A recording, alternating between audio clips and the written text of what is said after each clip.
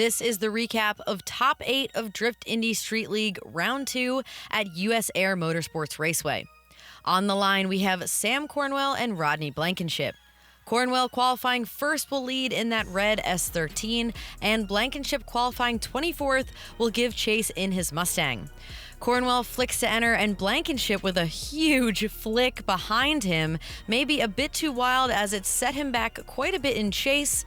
Cornwell continued his lead, hitting all the right spots with a ton of speed coming through the center section of the track, and Blankenship is finally able to catch up and finish in outer zone number 5, cutting line just a little bit short to get on Cornwell's door.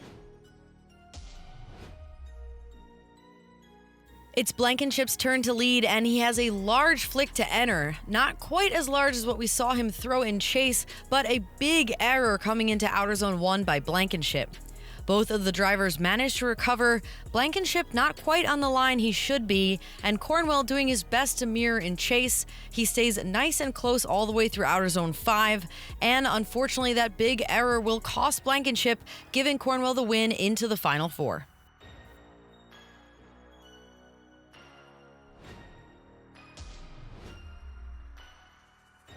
Next battle in the top 8 was Steven Fischel and Joey Ritter. Fischel qualifying 20th is in the lead, and Ritter qualifying 28th chases first.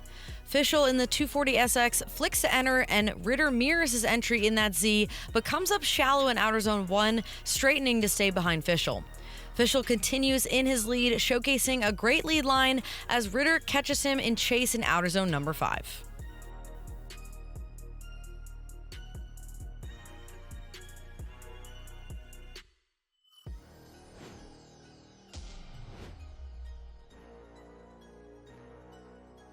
This time, it's Ritter in the lead and Fischel giving chase. Ritter goes wide on entry, grabbing some dirt in outer zone 1, looking to be a few tires off. Fischel keeps with him through outer zone 2 and 3, mirroring his line in chase. Ritter looking great in outer zone 3 and 4, and in general, Ritter put on a great show, but those errors in the lead and chase will cost him, and Fischel's consistency will earn him the win and move him on to the final 4.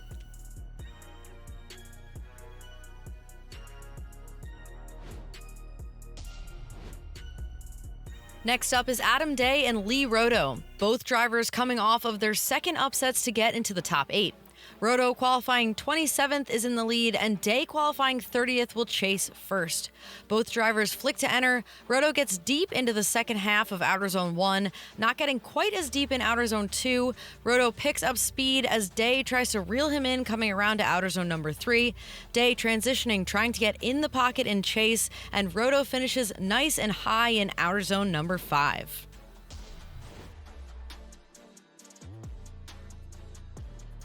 This time, Day in that pink Camaro will lead, and Roto in his blue BRZ will chase. Day with a massive flick to enter, and Roto much closer to Day on entry, but Day is on a much better lead line, bathing Roto in smoke as they come around to the center section of the track. Day with a heater of a lead line, and Roto dominating in chase to end out this run.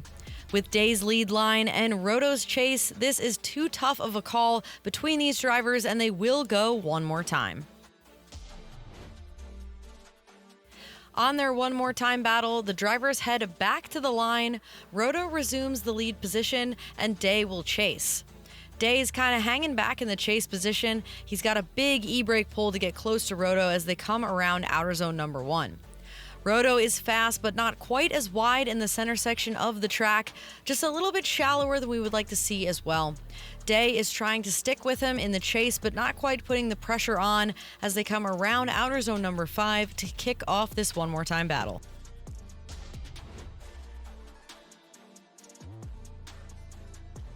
This time, Day will lead with a huge early opposite flick to enter. A couple more e-brake pulls will get him out to outer zone number 1. He is extremely deep, his tire in the dirt, and he goes wide enough that Roto makes a mistake in the chase, straightening to stay behind Day. Day will finish off his run solo. Because of Roto's straighten in the chase, Day moves on to the final 4.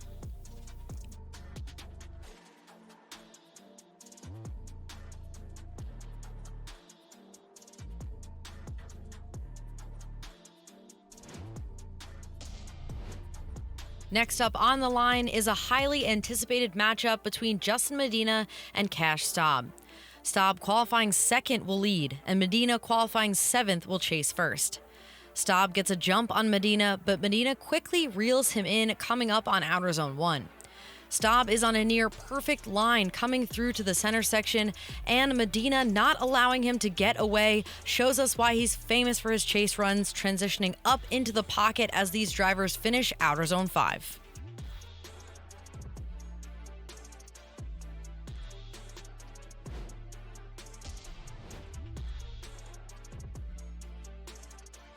This time, it's Medina in the lead and Staub in chase.